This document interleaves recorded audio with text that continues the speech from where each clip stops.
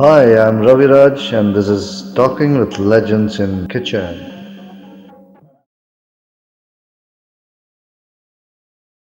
Hello viewers, fun in the kitchen के इस episode में मैं एक बार फिर आपका स्वागत करता हूं एक नए मेहमान के साथ।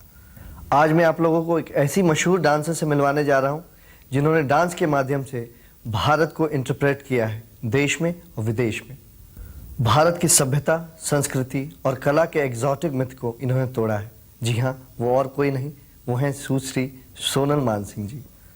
सोनल मानसिंह जी सिर्फ ओडिसी नृत्य की एक्सपर्ट ही नहीं, बल्कि इस नृत्य कला शैली को उन्होंने एस्थेटिक हाइट भी दी है।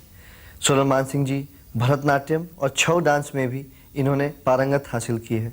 सोनल मानसिंह जी का कहना है कि dancer is not just a dancer, he is part of society and he has got equal responsibility towards the society. Sonal ji ने बहुत सारे देशों में डांस परफॉर्मेंस किया है। उन्होंने भारत की संस्कृति को डांस के माध्यम से सारे विश्व से जोड़ने की एक कोशिश की है। तो आइए मिलते हैं सोनल जी से उनके किचन में। सोनल जी, आपका आज हमारे show fun in the kitchen में स्वागत। सोनल जी, आप इतनी फेमस डांसर हैं, तो आप ये कुकिंग और डांस में कोई कोरिलेशन है, इसके बारे में कुछ कहेंगी? जिंदगी में हर चीज़ में कोरिलेशन है ना। कोई भी एक्टिविटी, कोई भी प्रवृत्ति अपने आप में संपूर्ण नहीं है। तो मैं ये देखती हूँ कि रसोई में या कोई भी चीज़ खाद्य जो बनाते हैं उसमें सही मात्रा में जब मसाले पड़ें, जब सही तरीके से पकाया जाए तो उसका स्वाद सुंदर होता है।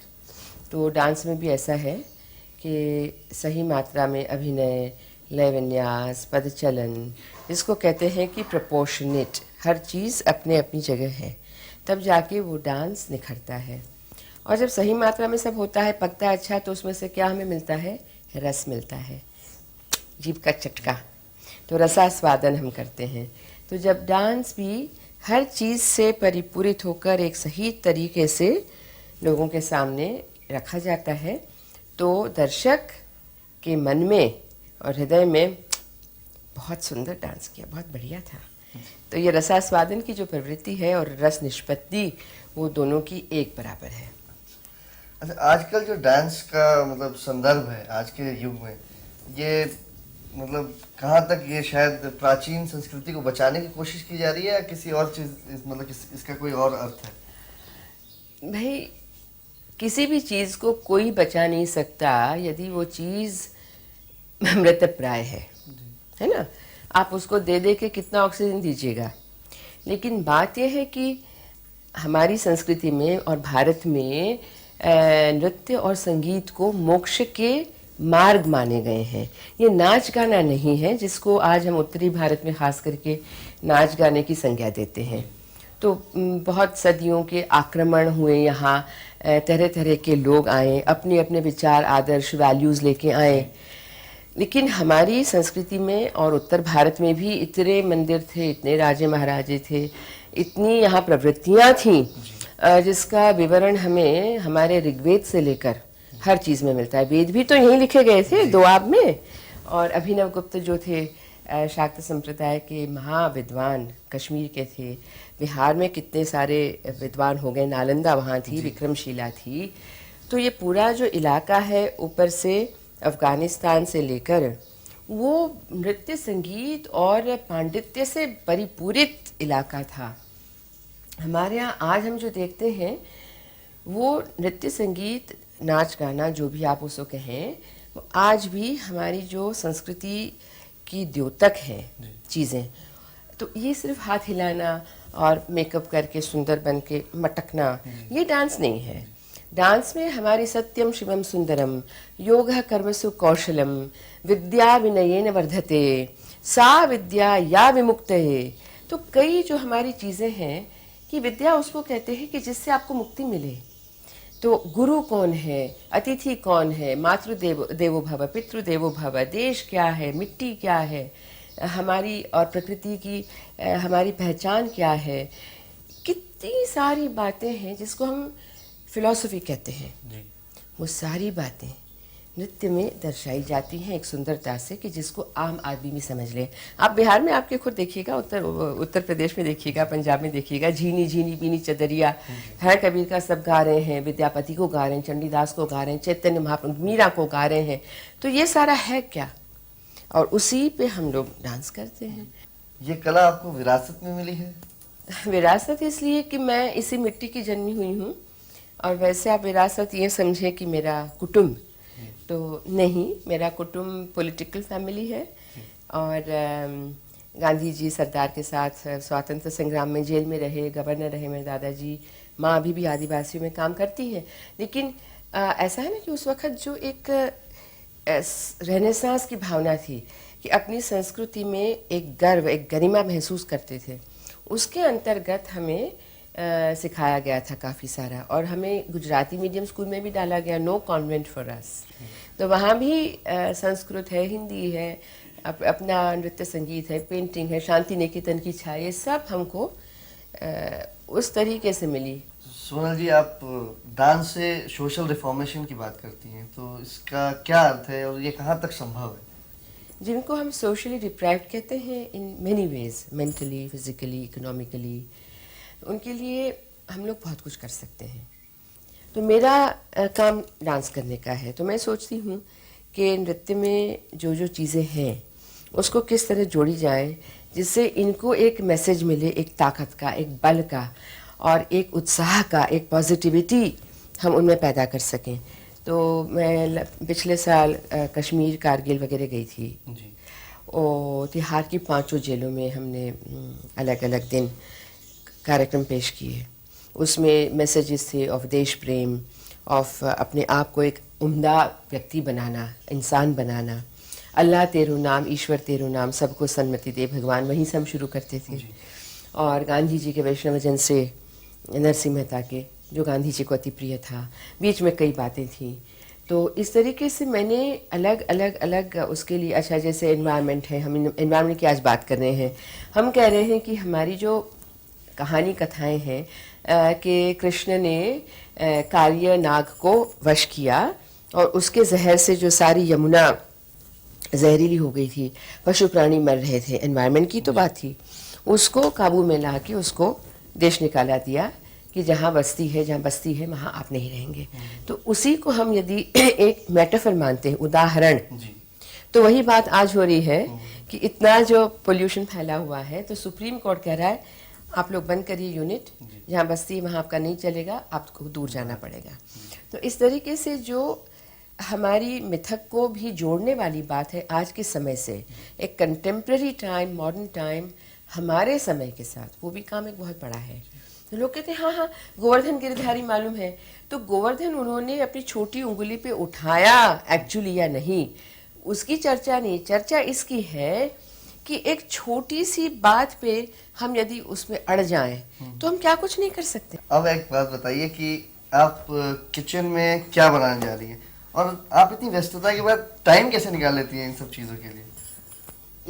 देखिए, मैंने ये सोचा है हमेशा कि समय तो इलास्टिक है जी।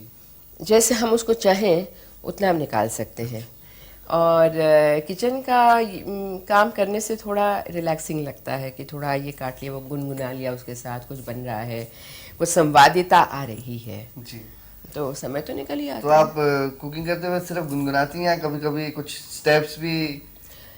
पता नहीं, अब यदि कुछ वो पकने में टाइम होता है तो कुछ याद भी आ जाता है, वो छम देख के कुछ सम याद आ जाता है।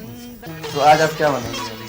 आज मैं सोच रही थी कि एक बहुत सिंपल बढ़िया सलाद बनाऊं, इसलिए कि वैसे पकाया हुआ और खुरेदा गया और बनाया, क्या कहते हैं उसको, पेस्ट किया हुआ और फ्राई किया हुआ तो बहुत करते हैं, लेकिन जिससे स्वास्थ्य अच्छा बना रहे, रुचिकर हो, और अब जो गर्मी आ रही है उसमें अच्छा लगे खाने के लिए, तो मैं सोनल सलाद बना रही हूँ। सोनल जी, आज जो आप बनाने जा रही हैं इसमें क्या क्या चीज़ों की ज़रूरत पड़ती है? उसमें जितने फूल पत्ते फल इकट्ठे कर सको, जितने ज़्यादा हो सके। जितने ज़्यादा, तो हरे भरे पत्ते जैसे पालक है जी। और पुदीना के पत्ते हैं, तुलसी जी हैं, हरा धनिया है, ये सलाद के पत्ते हैं, ये अपना बंद गोभी है, फिर फूल गोभी है, गाजर है और टमाटर है, थोड़ा प्याज यदि पसंद हो, अपना सेब है, अनार है, संतरा है, थोड़ा सा आलू, क्योंकि काफ़ी लोगों को मैंने देखा है कि आलू की चटक है खास करके उत्तर भारत में, तो मैंने कहा चलो आलू भी हो जाए। मैं पर्सनली आलू पसंद नहीं करती हूँ। तो यानी इसमें आप और भी जोड़ सकते हैं, जो जिसके बगीचे में हो, जो जिसके उसमें हो वो तोड़ ले। तो ये तो मेरे पास अभी है। जी, तो शुरू करें? करूं? श्री गणेशाय नमः करूं? जी। फिर आप खाओगे ना? हाँ बिल्कुल खाऊंगा। अच्छा, तो ये है कि पहले तो पत्तों को एक एक करके अच्छी तरह धोना चाहिए, जी। क्योंकि हमेशा इसके पीछे कीटाणु जीवाणु रहते हैं, धूल रहती है। मैं पर्सनली ये करती हूँ कि चपटी हल्दी पानी में डाल के उसमें पत्ते वगैरह छोड़ देती हूँ। 10 मिनट के बाद उसको अच्छे पानी से, साफ़ पानी से धो के फिर साफ़ कपड़े में हल्की हाथ से सुखा देने हैं जितने हरे पत्ते हैं। जी। अनार के थोड़े से दाने निकाल लेने हैं, आलू उबाल के छिलका उतार लेना है, और संतरे को तोड़कर उसकी जो ये क्या कहते हैं पेशियां हैं, उसकी ये निकाल के छिलका उतार के इसके वो, अच्छा, ये हाँ, तो उसको जैसे गांधी जी खाते थे, मेरी माँ उनको बना के देती थी, तो बहुत ही चाव से, यानी ये जो है ये हिस्सा, तो ये हिस्सा हमने अलग लेना है, और नींबू है वगैरह। अच्छा, सबसे पहले ये करती हूँ मैं कि आपके सलाद का बोल यदि आपके 4 लोग आ रहे हैं तो उतना हिसाब से आप लेंगे, और उसमें हरा ज़्यादा होना चाहिए मेरे हिसाब से। तो लहसुन, अब लहसुन को आयुर्वेद में गरीब की कस्तूरी कहा है। कस्तूरी जानते हो ना? जी। मस्क। तो कस्तूरी में कई गुण हैं, शरीर को स्वस्थ रखने के, गर्म सिस्टम को, मेटाबॉलिज्म को रखने के। तो कस्तूरी तो बहुत ही महंगी है जी, और मिलती भी नहीं है, और उसके लिए मृग को मारना पड़ता है। तो लहसुन को कहा है गरीब की कस्तूरी, और इससे हृदय में दबाव नहीं होता, हार्ट अटैक नहीं होता, खून का दौरा ठीक रहता है, पाचन शक्ति बढ़ती है, आंखों का तेज बढ़ता है, क्या क्या नहीं बहुत होता सारे है, गुण हैं। बहुत सारे गुण हैं। तो लहसुन का, ओ भगवान, चलो जरा इसको छिलो भैया। जी। लहसुन की सुगंध भी आती है ना, वो जाती नहीं बड़े दिनों तक, क्या करें।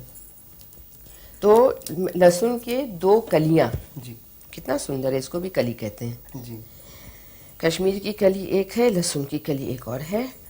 तो इसके छिलके अच्छी तरह उतार के उसका फिर हम छोटे छोटे,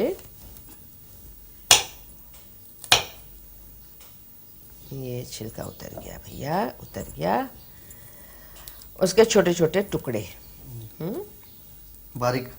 हाँ, बहुत ज़्यादा बारीक भी नहीं, क्योंकि अभी मैं आपको बताऊंगी कि इसको अपने आप हम कैसे ये करेंगे, पेस्ट बनाएंगे इसकी। तो पहले लहसुन इसमें, थैंक यू। अब समझिए कि मैं 2 लोगों के लिए या 3 लोगों के लिए मैक्सिमम बना रही हूँ। अच्छा।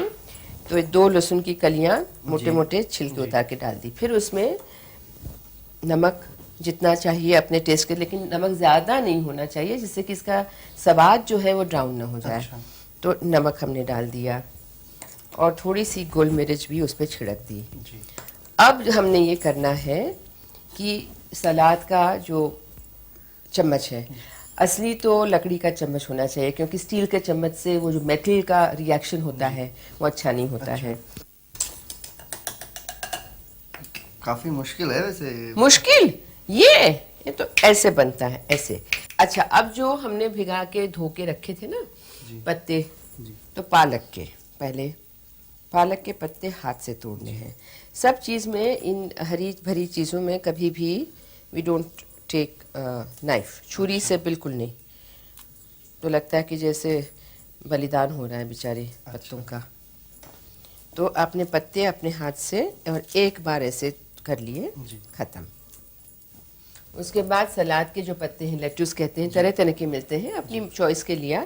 अब जैसे ये है तो उतना आपने हाथ से हटा दिया, जो ख़राब थोड़ा है या मोटा है हिस्सा, और उसको भी हाथ से तोड़ के आपने। अच्छा, ये सारी चीज़ हाथ से? नहीं। फिर थोड़ी सी गाजर अभी तो काटी है गोल गोल, मैं उसको कभी कभी तराश के ऊपर डालती हूँ। अच्छा। तो वो सुंदर भी देखने लगता में है और अच्छा। देखने में भी अच्छा लगता है। तो अभी हम गाजर थोड़ा सा यूं डाल देते हैं, फिर थोड़ा सा आलू, आलू मतलब अपने स्वाद के लिए। जब तक रहेगा समोसे में आलू। लगता है आप फिल्में देखती हैं काफी। बिल्कुल नहीं देखती हूँ, हिंदी फिल्में तो आई थिंक 1.5-2 साल में शायद एक बार नसीब होती हैं। अच्छा। उसको थोड़ा हाथ से जी। अपना यूं कर लिया, सिर्फ इसी चीज को मैंने आपने देखा। फिर हमने थोड़ा सा प्याज, मैं बड़ी हिमायती हूँ कि हाथ से जितना करो या लकड़ी से करो, फिर अनार के दाने थोड़ी मिलाने के लिए, फिर ऊपर के लिए और करेंगे, हैं? अच्छा, अब ये अपनी वो है बंद गोभी। जी। तो बंद गोभी का भी टुकड़ा पूरा हम तो उसमें डुबा के रखे हैं, उसको भी पतला पतला। हाँ, पतला लंबा मोटा, उसको काट के पत्ते और ये जो सारा है सामग्री है उसके साथ आपने उसको डाल दिया।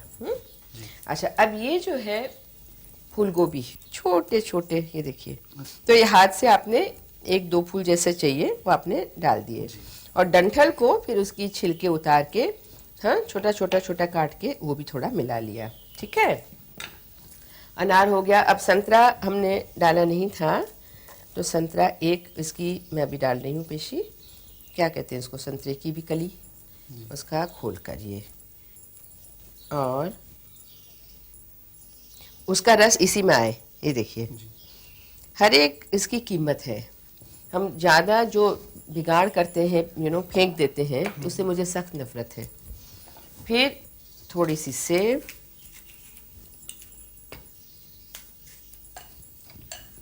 तो आपने इसका छिलका उतारना पड़ेगा, छिलका रहेगा तो मुंह में वो स्वाद यानी रसभंग हो जाएगा।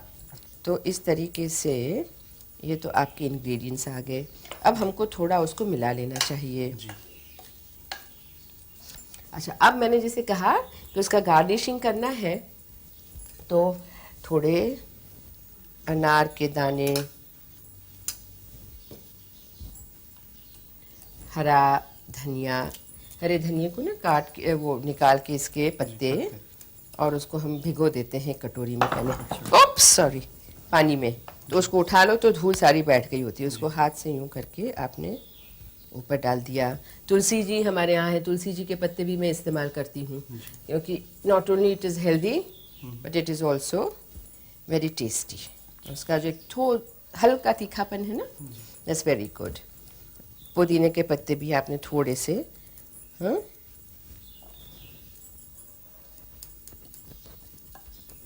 तो ये आपका सलाद बन गया। अब इसको आप सूंघिए। कमाल। जी, आप लोग सूंघ तो नहीं सकते लेकिन देख सकते हो। सोनल जी, आप खाना बनाते वक्त किस तरह से रिलैक्स करती हैं, किस तरह से एंजॉय करके बनाती हैं? जैसे इसमें भी कोई लय होती होगी, आप तो इसमें भी लय ढूंढ लेती हो। वो जब वो रखते हैं ना उस पे, गैस पे कुछ बनाने के लिए, तो गुनगुना, जिया जले जहाँ जले, जिया जले जहाँ जले, नैनो तले धुआं चले, रात भर धुआं चले, जानो न जानो न जानो ना सखीरी। वाह, क्या बात हो है। गया। तो ऐसे कुछ न कुछ तरंगे मन में उठती रहती हैं। वो है ना, वो जब पानी डालते हैं उसमें, जब पक रहा है और धम करके आता है बाहर, दिल हुम होए घबराए, घन धम धम करे गर जाए, एक बूंद कभी पानी की मोरी अखियों से बरसाए, दिल हुम। सोनल जी, किसी नई फिल्म की कोरियोग्राफी जो आपको अच्छी लगी हो, उसके बारे में कुछ बताइए। खास करके मुझे याद है पिछले साल शायद रंगीला फिल्म, पिछले साल या ईयर बिफोर, रंगीला। हाँ, पहले आई थी। हाँ ये हाँ भी। हाँ, I think Urmila ji. Matondkar and I forget the Aamir Khan. Aamir Khan. जी। हाँ, I like that the choreography very much. खास करके उर्मिला और उन लोगों का एक डांस है उसमें, सम फैक्ट्री लाइक प्लेस, और दूसरा उसका जो सोलो है बीच में, जी। It was so beautiful. उसमें जो भाव था, एक पूरी वो उसमें जैसे डूब गई थी, and her body became one with her spirit, वो जो कहना चाह रही थी। तो दैट मुझे बहुत याद ये तो तैयार हो गया मैम। हो गया।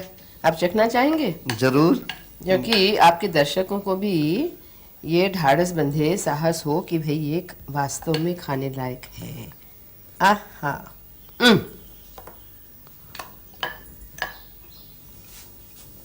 Thank you ma'am. कितना सुगंध तो बढ़िया आ रही है, मुझे भी आ रही है। कमाल की। ओम नमो नारायण।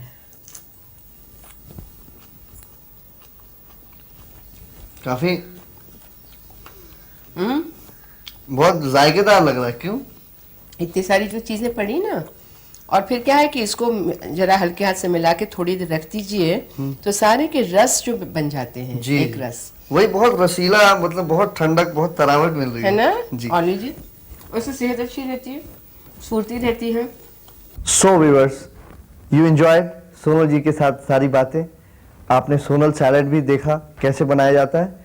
तो अगले एपिसोड में हम फिर मिलेंगे एक नई सेलिब्रिटी के साथ। तब तक के लिए गुड बाय।